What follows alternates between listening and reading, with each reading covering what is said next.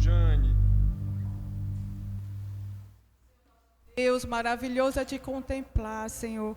Te agradecemos em nome de Jesus por estarmos aqui, Senhor, podendo te louvar, Senhor. O privilégio que nós temos que muitos não têm, Pai. E muitos não sabem, Senhor, como é bom te adorar. Na beleza da tua santidade, Deus. Nos ajuda, Senhor, com a tua graça. Purifica e santifica-nos, Senhor, para que o nosso louvor venha chegar até a ti, Senhor. Que a palavra que o Senhor venha falar ao coração do pastor, venha ministrar ao nosso coração mudança, Pai. Mudança na nossa vida no dia a dia, Pai. Porque é isso que precisamos, Senhor. É testemunhar de ti, viver com a tua graça, fazer a tua vontade, obedecer a tua palavra, Pai. Porque a tua palavra diz, Pai, que nós precisamos ser obedientes e sermos santos como tu és santo, Pai. Nos ajuda, Senhor, porque sem a tua graça não é possível. É assim que eu te agradeço, Senhor, pedindo perdão pelos nossos pecados, em nome do teu Filho amado Jesus. Amém. Amém, amém. Meus filhos, vamos abrir nossas Bíblias na lei, no livro de Êxodo, lá no livro da Bíblia, do livro de Êxodo, logo depois de Gênesis, o segundo livro. Estamos estudando isso aqui nos estudos da noite, dos 2 dias da semana. Capítulo 19.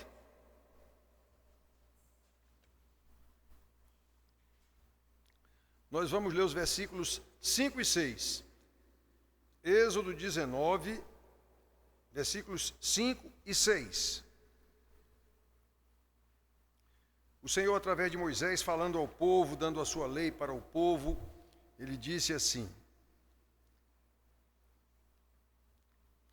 Agora, pois, se diligentemente ouvirdes a minha voz e guardardes a minha aliança, então sereis a minha propriedade peculiar dentre todos os povos, porque toda a terra é minha. Vós me sereis reino de sacerdotes e nação santa. São estas as palavras que falarás aos filhos de Israel. Nós vamos falar hoje sobre a soberania de Deus e a responsabilidade do homem sob essa soberania de Deus. Aí nós vamos ver agora o versículo, isso aqui é do Velho Testamento, da lei. Vamos dar uma lida em 1 Pedro 2, capítulo 2, versículo 9, que Pedro dá a sua versão, digamos assim, para a igreja, dessa mesma ordem de Deus dada lá a Israel, dizendo assim, 1 Pedro, capítulo 2, versículo 9. Vós, porém, sois raça eleita, sacerdócio real, nação santa, povo de propriedade exclusiva de Deus, a fim de proclamardes as virtudes daquele que vos chamou das trevas para a sua maravilhosa luz. Então, irmãos, nós queremos tratar hoje desse assunto aqui, soberania de Deus e responsabilidade humana. Vamos ver alguma coisa aqui para nos ajudar a entender estas coisas que normalmente não são compreensíveis, nem são aceitáveis por muitos ditos crentes, inclusive. A relação entre a soberania de Deus e a responsabilidade humana causa grande dificuldade para muitas pessoas ditas crentes. Se Deus decretou tudo como está escrito na Bíblia, se sua soberania estende-se sobre o mundo e sobre todas as suas criaturas, inclusive o homem, que foi feito à sua imagem e semelhança, como então podemos ser livres em nossas decisões e ações? E mais, como é que podemos ser responsabilizados por elas? Há esse tipo de questionamento. Como sabemos, a partir dos nossos pais, Adão, especialmente, e Eva, o que o pecador mais deseja é se afastar de Deus, é se distanciar de Deus. Então, lembrar, de Adão e Eva se esconderam logo de Deus. É ver-se livre do senhorio de Deus sobre sua vida. O caso de Adão é muito específico, Adão e Eva. Mesmo antes do pecado,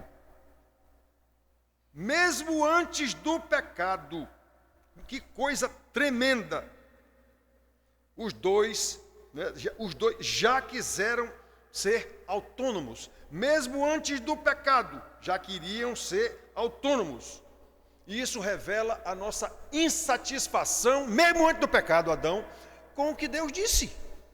Deus disse: vocês têm tudo aqui, menos do fruto dessa árvore aqui. Por quê eles cismaram de comer desse fruto dessa árvore? Se Deus já tinha dado tudo a eles, e eles não tinham pecado.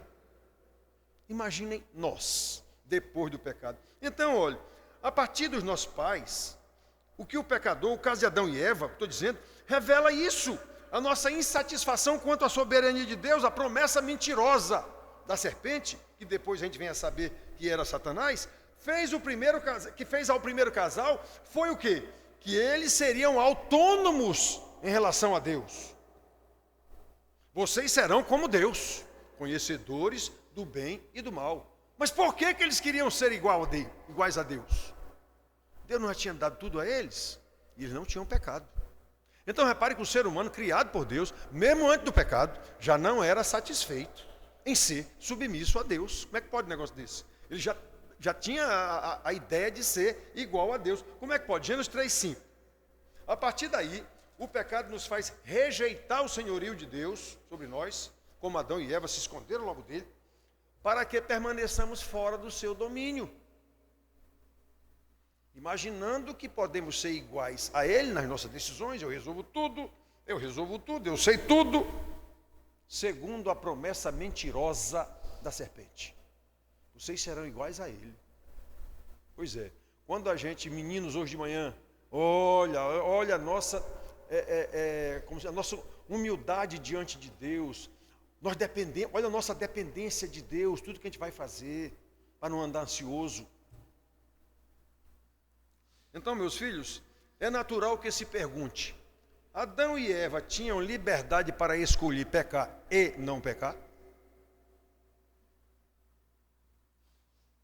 Isso é uma questão que se discute um semestre inteiro em seminário. E nós? Temos liberdade de escolher fazer o que quisermos? Como sabemos pelas Escrituras, a liberdade foi instituída por Deus e deu ao homem, na hora lá. Foi dado a Adão e a sua companheira, mulher, a sua auxiliadora, como seus agentes livres. Vocês vão cuidar disso aqui tudo. Vocês vão cuidar de tudo. Manda o Adão dar até nome para os animais, dê nome a todo bicho aí. Ele deu nome até à mulher, varoa. Foi ele quem deu o nome. Então, vocês são livres, vocês são gerentes da criação.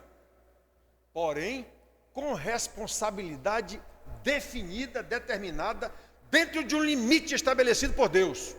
Vocês podem tudo, menos comer dessa árvore aqui, do fruto dessa árvore. Então repare que Deus deu uma liberdade, mas tinha limite. Deus criou a liberdade, deu a liberdade ao homem, mas tinha limite. O homem tinha responsabilidade dentro dessa liberdade dada pelo soberano, criador de todas as coisas, e botou diante dele. Está aqui, Adão, você é o gerente disso aqui tudinho. Essa é a sua responsabilidade, gerir ou gerenciar tudo isso aqui. Agora, tem um limite, essa liberdade aí. Desse fruto aqui você não come. Gênesis 2, 16 e 17. Ou seja, na soberania de Deus, Ele não nos dá uma liberdade autônoma, como se nós fôssemos iguais a Ele. Ele tem toda a autoridade, todo o poder sobre toda a sua criação. Nós não. Nenhuma criatura de Deus jamais teve essa liberdade, nem mesmo Adão e Eva lá. Portanto, para considerarmos a nossa responsabilidade como crentes, como cristãos, em nossa liberdade de agir, é claro que nós precisamos antes considerar a soberania de Deus que nos dá a liberdade de agir. Temos que considerar essa soberania de Deus sobre todas as suas criaturas, especialmente sobre o homem que foi criado à sua imagem e semelhança. Tem a razão para decidir entre o certo e o errado. Por isso, como podemos ver na Bíblia, a nossa responsabilidade deve ser entendida e assumida sempre sob a soberania de Deus. Observados alguns pontos que a gente vai ver aqui. Alguns aspectos. O primeiro é que nós somos responsáveis diante de Deus Exatamente porque somos suas criaturas. Ele é o nosso Criador. E Ele nos criou para quê? Para alguma coisa. O catecismo, nosso catecismo, primeira pergunta tem lá: qual a finalidade principal do homem? Glorificar a Deus e honrá-lo, gozá-lo para sempre. Então o homem foi criado, foi para isso. Foi para glorificar a Deus. Foi para ser feliz, não, como o povo ensina. A felicidade vem em consequência da adoração e da glorificação a Deus. Detalhe, essa felicidade não tem a ver com coisas, necessariamente, com coisas materiais. Então, irmãos, como o Senhor soberano sobre suas criaturas, Deus tem a prerrogativa de chamar qualquer uma delas, a qualquer momento, para responder diante dele, como ele chamou Adão e Eva, ele chegou lá: ei, vocês dois, cadê vocês dois? Venham aqui. Por que estão escondidos? Ele é Senhor, então Ele pode chamar qualquer um para responder, para perguntar, e isso é perfeitamente compreensível. Ele não é Senhor, não foi Ele que criou. Além do caso de Adão, nós temos o caso de Jó, que a gente já estudou aqui com o presbítero Léo. Ele escreveu um livro sobre isso, inclusive. É um ótimo exemplo. Em seu sofrimento, o pobre do Jó, pressionado, acossado que estava pelos seus 3 amigos, quando pensou em questionar a Deus, porque os amigos estavam acusando ele o tempo todo, e ele dizendo: eu não fiz, eu não dei causa a esse sofrimento. Aí quis questionar a Deus, e foi confrontado por Deus. Quem é este que escurece os meus desígnios com palavras sem conhecimento? Se o escritor da Bíblia fosse um paraibano, ele ia escrever assim: quem é esse abestado que está falando sobre o que ele não sabe?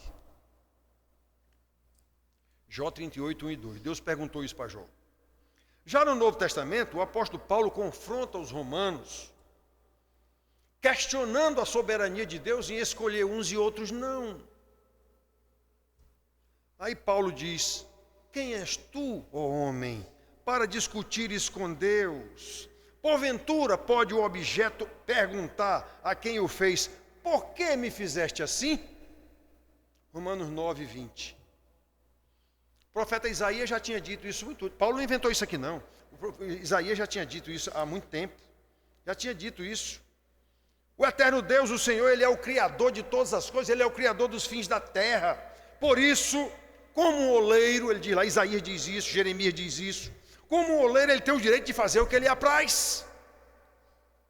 O que ele quiser fazer com a sua criação, ele faz. Está dito isso lá. Aí Isaías fala 3 vezes na profecia dele que Deus como oleiro, ele faz o que ele quiser do barro. Jeremias diz isso, e Paulo repete isso lá no seu ensino aos romanos. Então, irmãos, nós temos que lembrar disso. Nós somos criatura de Deus. Então a nossa primeira responsabilidade é essa. Para que Ele me criou? O que é que eu faço desse negócio aqui? Ele me criou para a sua glória. Nós como crentes sabemos disso. Segundo ponto é que temos responsabilidade, porque como nosso Criador, Ele é o nosso ponto de referência moral. O Senhor é santo. E Ele disse desde a lei Levítico também: ser-me-eis santos, porque eu, vosso Deus, sou santo. Jesus disse isso aos seus apóstolos. Pedro disse isso a quem ele escreveu. Paulo, nas suas cartas, ensina o tempo todo sobre a santidade para os irmãos.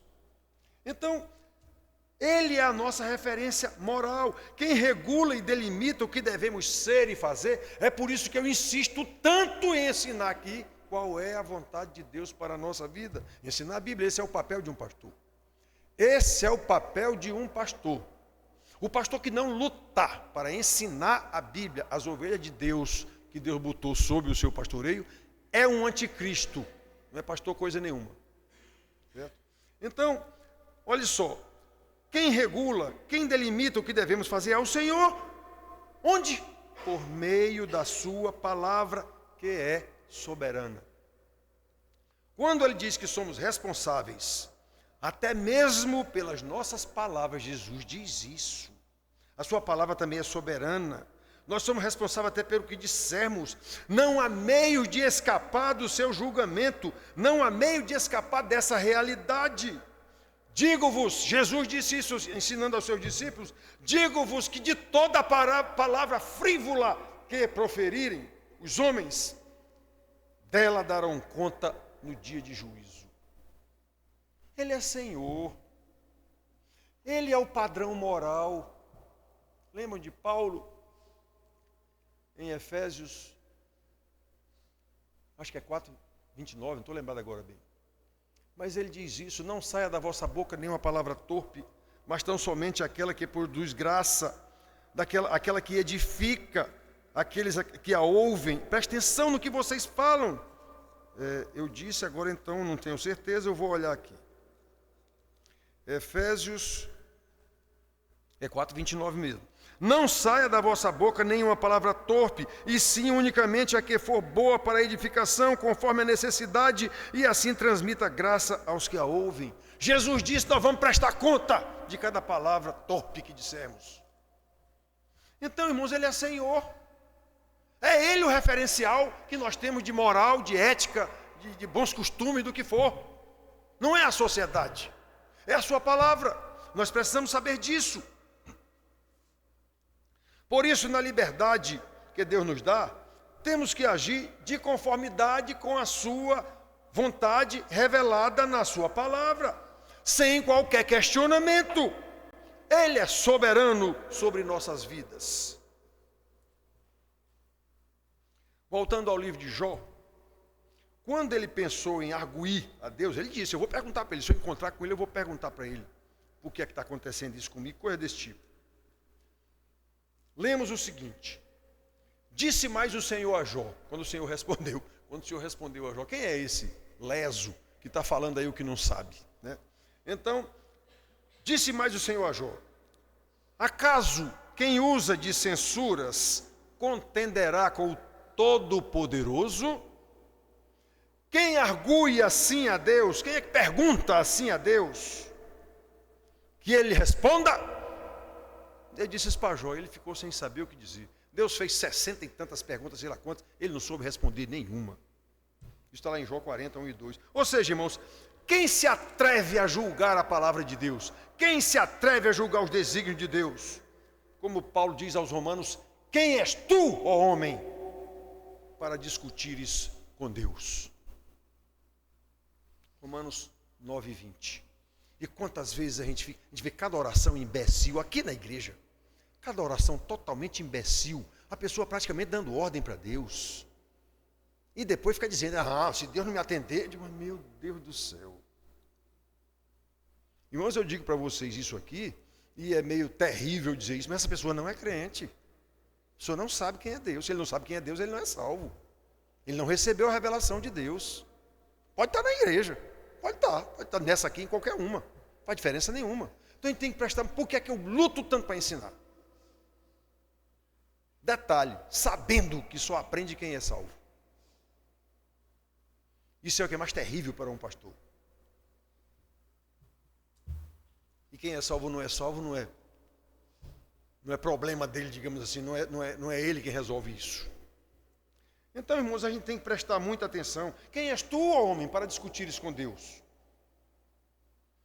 Por isso, em terceiro lugar, terceiro ponto, pelo conhecimento que nós temos de Deus, nós somos responsáveis exatamente por causa desse conhecimento que nós temos de Deus. Nós somos responsáveis e responsabilizados por nossas ações, considerando a revelação que Ele mesmo nos dá.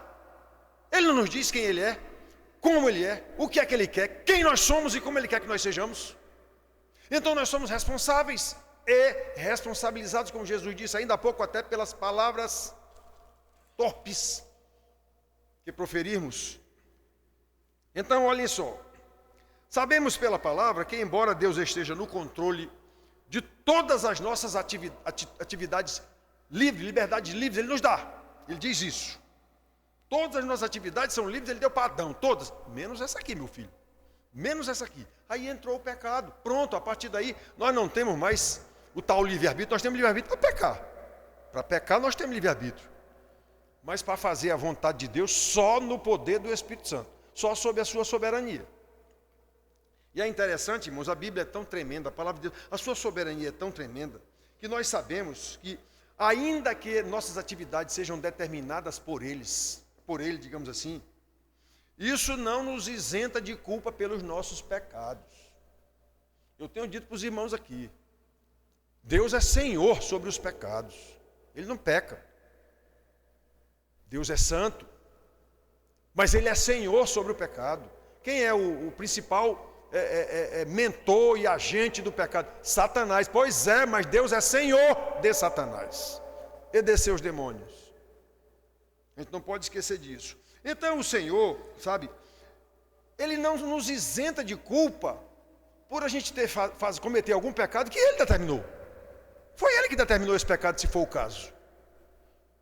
Nós cometemos aquele pecado, detalhe, Deus sabe que aquele pecado Ele vai transformar em bênção lá na frente. Ele sabe, nós não. Então nós somos responsabilizados pelo nosso pecado. Ainda que esse pecado, de alguma forma, como nós vemos na Bíblia, foi determinado por Deus para uma bênção. Exemplo, a morte de Jesus. Nós temos aqui, vamos já citar aqui. Então, reparem bem, irmãos, reparem bem. Ele mesmo, aqueles que Ele não nos isenta de pecado, porque Ele transforma em bênção. É um pecado que Ele transforma em bênção, mas isso não nos isenta do pecado. Foi o caso dos irmãos de José. Foi o caso dos irmãos de José. José, vocês estão lembrados, né? José, lá em Gênesis 45, rapidinho aqui, irmãos, 45, José falando com seus irmãos, que o tinham vendido como escravo, e agora ele era senhor lá no Egito, vice-faraó. Aí ele diz: meus irmãos, não vos entristeçais, nem vos irriteis contra vós mesmos, por me haverdes vendido para aqui, porque para a conservação da vida, Deus me enviou adiante de vós. Versículo 7, Deus me enviou adiante de vós para conservar vossa sucessão na terra e para preservar a vida por um grande livramento. Então José teve a revelação de Deus que o pecado que os irmãos cometeram o vendendo como escravo foi providência de Deus, era para a bênção, mas nem por isso os irmãos dele deixaram de ser responsabilizados pelo seu pecado. Então, quando nós cometemos um pecado, digamos que esse pecado foi até uma determinação de Deus, a gente não sabe. Nós estamos cometendo um pecado conscientes de que é pecado e vamos ser responsabilizados por isso, ainda que Deus use esse pecado para transformar em bênção depois. Que nele também usa a bênção e transforma em maldição, como ele diz para Israel mais de uma vez: as vossas bênçãos eu transformarei em maldição. Deus é Senhor. Deus é Senhor. Infelizmente, Senhor para nós não passa de um pronome de tratamento pela nossa cultura. A gente não sabe o que quer dizer a palavra Senhor. A palavra Senhor quer dizer Ele é dono absoluto daquilo, sem ter que prestar conta com o céu ninguém. Esse é Deus soberano. Isso é a soberania de Deus. Então, irmãos, José aconteceu isso. Com José aconteceu isso. Cadê? Ou então, como foi o caso daqueles que crucificaram Jesus, para a maravilhosa bênção da nossa salvação. Atos 2, 22 e 23, rapidamente aqui. Atos 2, 22 e 23. Pedro pregando lá os sujeitos de Israel, lá o pessoal que fez tudo aquilo que a gente sabe. Aí ele diz assim, 22 e 23. Varões israelitas, atendei a estas palavras. Jesus o Nazareno, varão aprovado por Deus diante de vós, com milagres, prodígios e sinais, os quais o próprio Deus soberano realizou por intermédio dele entre vós, como vós mesmos sabeis. Sendo este Jesus entregue pelo determinado desígnio e presciência de Deus, foi Deus quem o entregou para isso mesmo. Vós o matastes, crucificando-os por mãos de iníquos.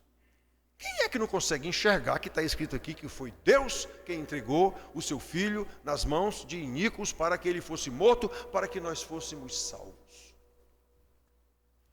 Na mensagem do boletim de hoje eu trato disso. Os responsáveis pela morte de Jesus, que a gente está tratando desse assunto, normalmente a mensagem do boletim é o mesmo tema, digamos assim, da mensagem pregada. Aqui está escrito, vocês vão estudar depois. Tem muita gente envolvida com responsabilidade na morte de Jesus. Começa, como eu estou dizendo, com o povo todo. Judas foi responsável porque o traiu. O povo gritando, crucifica-o. Pilatos foi culpado porque os sacerdotes tiveram responsabilidade nisso. Todo esse povo teve responsabilidade, sim, mas teve uma responsabilidade muito maior do que a desse povo todinho aí. O próprio Jesus, ele diz, eu dou a minha vida, ninguém tira de mim. Sou eu que a dou. E os apóstolos dão testemunho disso, está na mensagem. E os apóstolos dão testemunho dele, se entregou por mim, Paulo diz isso. Então está lá. Aí depois eu digo só que, antes da responsabilidade de Jesus, há uma outra responsabilidade muito maior ainda. A do Pai, que o entregou por nós, conforme a gente leu agora aqui em Atos. Todo esse povo tem responsabilidade na morte de Jesus. Responsabilidade soberana de Deus, de acordo com o seu desígnio eterno, que envolve responsabilidade de várias pessoas, de vários graus sociais e políticos e poderes na morte de Jesus também. E todos vão prestar conta disso. Os humanos, todos vão prestar conta disso. Foi uma responsabilidade livre? Foi. Foi uma ação livre que todos eles fizeram? Foi. Quem deu essa liberdade de agir para eles? Jesus disse muito claramente a Pilatos. Não sabes que eu tenho poder para te livrar? Jesus disse, olha, tu não terias poder nenhum sobre mim se do céu não tivesse sido dado. Jesus deixou claro que Pilatos estava agindo com liberdade própria, mas quem deu a ele aquela liberdade e aquele poder foi Deus. Como é que as pessoas não conseguem enxergar isso da Bíblia? Que Deus é soberano sobre a nossa responsabilidade, inclusive. Então a gente tem que prestar atenção, irmãos. A gente tem que prestar atenção. O Senhor é soberano sobre a nossa liberdade de ação. E esse é o quarto ponto que a gente pode examinar aqui para concluir. Sabendo destas coisas, conhecendo a vontade do Senhor, com a liberdade de ação que Deus nos concede, não podemos deixar de lutar por uma vida de santidade para fazer o que Ele mandou. Como Paulo diz em Efésios 2:10, para que a gente ande nas boas obras que são dele, que Ele preparou de antemão, desde a eternidade, em Cristo Jesus, para que andássemos nelas. Ele diz aqui, como nós lemos em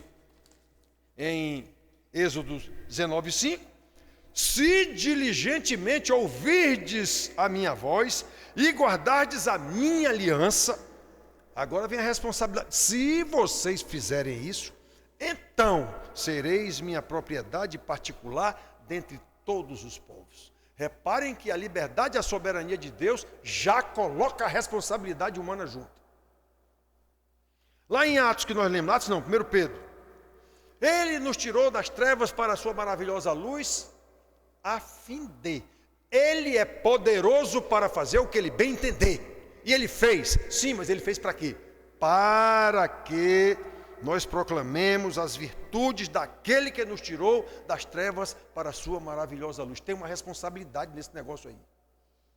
E uma responsabilização para quem não fizer. Então nós temos que saber dessas coisas, meus filhos. Nós temos que saber dessas coisas. Não podemos deixar de lutar por uma vida de santidade como Ele ordenou. Vós me sereis reino de sacerdotes e nação santa. Lemos aqui em Êxodo 19:6. Em sua soberania, no nosso caso como igreja do Senhor Jesus, como corpo de Cristo, sabemos que Deus nos escolheu, Paulo escreve isso, um povo para ser exclusivamente seu, zeloso de boas obras. Ele diz isso a Tito 2,14. E não podemos nos esquivar dessa responsabilidade. Quem for crente de verdade não pode se esquivar dessa responsabilidade. Qual é a responsabilidade? Testemunhar. Ele, na sua soberania, resolveu fazer de nós um povo santo, um povo que é propriedade exclusiva dele, sacerdócio real, interceder pelos outros, sacerdócio real, nação santa, povo de propriedade exclusiva de Deus, para fazerdes isso. Tem uma responsabilização e uma responsabilidade no negócio. Por isso, meus filhos, o escritor aos Hebreus, eu de vez em quando lembro isso aqui, a carta aos Hebreus é maravilhosamente terrível. Então, o escritor aos Hebreus nos confronta com a nossa responsabilidade, dizendo: como escaparemos nós se negligenciarmos tão grande salvação? A salvação é soberania absoluta de Deus. Mas aqueles a quem Ele salvou, Ele dá uma responsabilidade. Como escaparemos? Hebreus 2:3. Porque nós sabemos destas coisas que foram faladas até agora, porque nós conhecemos o nosso Deus soberano, temos a liberdade e a responsabilidade de estudar. Eu luto há 20 anos aqui para isso. Por quê? Porque conhecemos o nosso Deus soberano, temos a liberdade de estudar para crescer no conhecimento da sua vontade. Já disse para vocês, a palavra crescer ou crescimento só tem no Novo Testamento em duas situações. Primeira situação, quando a igreja nasceu, que ela crescia. Claro, os apóstolos estavam pregando e a igreja crescia em quantidade de pessoas e tudo. Logo em Atos ali, pronto. Depois disso, nas casas apostólicas, todas as vezes que fala a palavra crescer ou crescimento é em santidade de vida. Crescer ou crescimento no conhecimento de Deus. Nenhuma vez mais, quando a igreja foi constituída, nenhuma vez mais está falando em quantidade de gente. Se a igreja está crescendo em quantidade de gente, está não sei o que, está crescendo em João Pessoa. Só fala em crescer no conhecimento de Deus. Crescer em santidade de vida. Aí Deus acrescenta a cada dia os que vão sendo salvos. Pelo testemunho desses santos salvos. A quem ele acrescenta a cada dia na igreja. É isso que tem na Bíblia. Eu quero que um pastor desses aí, poderoso, venha me mostrar alguma coisa diferente disso na Bíblia. Eu gostaria muito de ter uma conversa pessoal com algum desses pastores crescedores de igreja aí. Digo, de onde você tira isso da Bíblia? Então, irmãos, prestem atenção. Essa é a vontade de Deus soberano para que nós cresçamos no conhecimento da sua vontade e lutemos para obedecer, com base nessa vontade que a gente conhece. Com tremor e santo temor, isso tem várias vezes na Bíblia. Com tremor e santo temor, testemunhando a nossa maravilhosa salvação que recebemos dele. É isso. Não tem nada diferente disso na Bíblia. Tem o que a igreja criou para crescer, poder, denominação, entretenimento. Essa é a vontade do Deus soberano que nos criou e nos salvou, segundo a sua soberana vontade. Hoje de manhã, deixa eu ver rapidinho aqui. Hoje de manhã, uma irmã, eu digo logo o nome, foi a irmã Jovanca. Ela botou um versículo do Apocalipse. Quando eu li, eu digo, oh meu Deus, que maravilha. A gente canta esse versículo aqui de vez em quando. Apocalipse 4:11. Eu estava estudando a pregação, aí eu li esse versículo que ela botou. Tu és digno, Senhor e Deus nosso, de receber a glória, a honra e o poder, porque todas as coisas tu criaste, sim, por causa da tua vontade, vieram a existir e foram criadas. Soberania de Deus. Ele não se aconselhou com ninguém.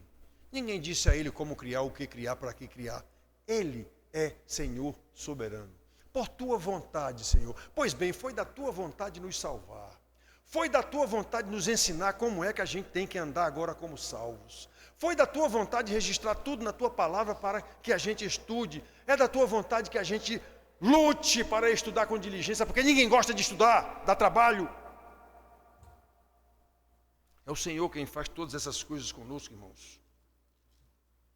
E nós sabemos dessas coisas.